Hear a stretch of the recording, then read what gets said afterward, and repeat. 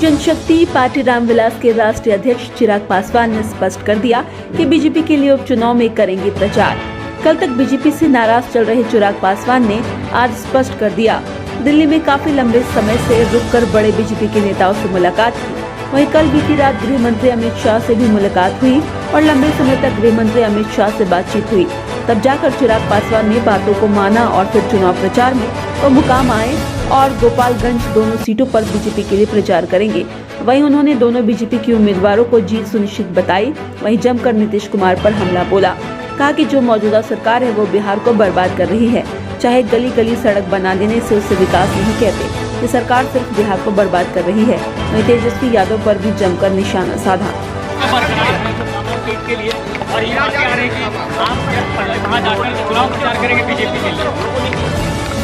सबसे पहले लोक आस्था का महापर्व छठ की मैं पूरे बिहार वासियों को, पूरे देशवासियों को छठ की बधाई देता हूँ, शुभकामनाएं देता हूँ। एक ऐसा पर्व जहाँ पर सूर्यदेव छठी मैया की लोग आराधना करते हैं। मैं बस यही कामना करता हूँ कि हर व्यक्ति की मनोकामना पूरी हो और ख़ास तौर पर जिस बिहार की कल्पना हम लोग करते हैं। आज की तारीख में मुझे लगता है छठ का ये पर्व सिर्फ बिहार में ही नहीं और हमारे देश में ही नहीं, दुनिया में जहाँ बिहारी रह रहे हैं वहाँ पे इस छठ पर्व को धूमधाम से मनाया जाता है। और हर बिहारी की ये कामना रहती है कि मेरा प्रदेश एक विकसित राज्य बने। और यही कामना मेरी भी हमेशा रही है। मेरी लड़ाई हमेशा से अपने प्रदेश को एक विकसित राज्य बनाने की लड़ाई रही।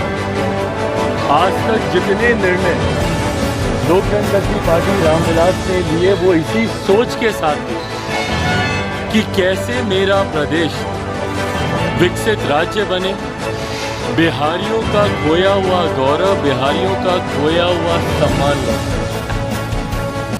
जो प्रश्न आप लोगों ने पूछा उस प्रश्न के जवाब में भी मैं यही कहूँगा कि पार्टी ने, मेरे नेता ने, आदरणीय रामविलास पासवान जी ने जब जो निर्णय लिया वो हमेशा प्रदेश हित को मद्देनजर रखते हुए लिया।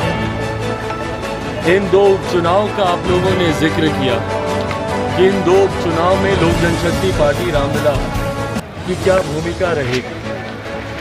मैंने हमेशा से इस बात को कहा है कि बिहार और बिहारियों को बर्बाद करने में सबसे बड़ा अगर किसी का योगदान रहा है तो वो हमारे आज के मुख्यमंत्री नीतीश कुमार जी का ही रहा है। मैंने हमेशा से उनकी नीतियों का विरोध किया है क्योंकि मैं नहीं मानता कि उनके पास कोई ऐसी नीति है जो मेरे प्रदेश को एक विकसित राज्य बने। मुख्यमंत्री जी के साथ निश्चय में बिहार के विकास से जुड़ा हुआ कोई विषय नहीं। नली गली को अगर विकास माना जाए तो मैं नहीं मानता। नल जल ये बेसिक ज़रूरतें हैं जिसको गवर्नमेंट एजेंडा बनाकर कार्य करना ज़रूरी नहीं है। गवर्नमेंट एजेंडा में IT job, IT sectors, educational hub बनाना, इन तमाम तरीके की बड़ी योजनाओं को जोड़ने की ज़रूरत है। आप जा रहे हैं कि रोजगार को लेकर आपकी क्या नीति होगी ये आपको बताने की ज़रूरत है, जो कि मुख्यमंत्री जी के पास नहीं है। और इसीलिए मैंने मुख्यमंत्री जी का हमेशा से विरोध किया।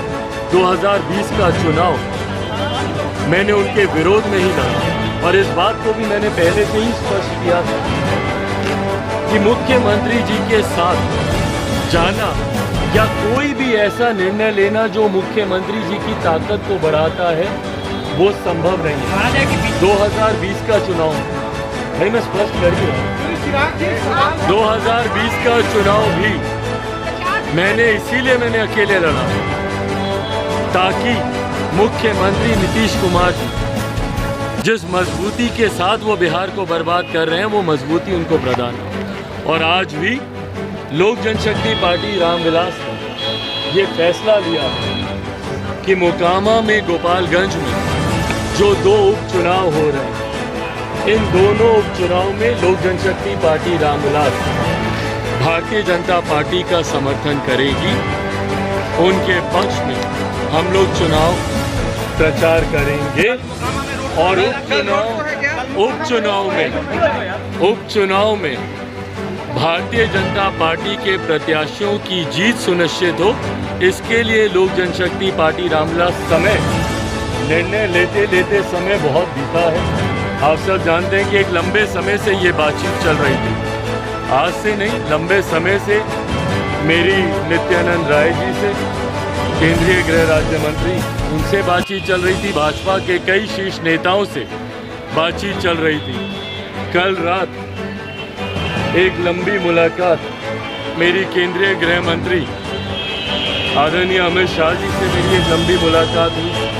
तमाम बिंदुओं थे जिनके ऊपर चर्चा होनी ज़रूरी थी। बहरहाल ये चर्चा अभी आने वाले समय में और जारी रहेगी। आने वाले समय में एक बार ये छठ पर्व और उपचुनाव बीतता है तो अगले महीने पुनः अमित शाह जी से और भारत के प्रधानमंत्री आदरणीय नरेंद्र मोदी जी से भी मुलाकात होनी है और बाकी के जो विषय हैं उस पर भी चर्चा होनी है। पर इस उपचुनाव को लेकर ये फैसला ले लिया गया है।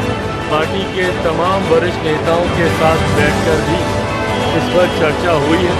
मैं ज़रूर मानता हूँ कि समय कम है प्रचार में, अब महज 2 दिन ही रह गए भैया, कल और परसों का ही दिन रह गया। इस कम समय में पार्टी के द्वारा जितनी मेहनत संभव हो पाएगी पार्टी वो मेहनत करेगी ताकि भारतीय जनता पार्टी के प्रत्याशियों की जीत को हम लोग सुनिश्चित कर सकें। भाई मैं उपचुनाव का मैं जिक्र कर रहा हूँ कि इस उपचुनाव में लोक जनशक्ति पार्टी ने ये फैसला लिया है कि भारतीय जनता पार्टी के पक्ष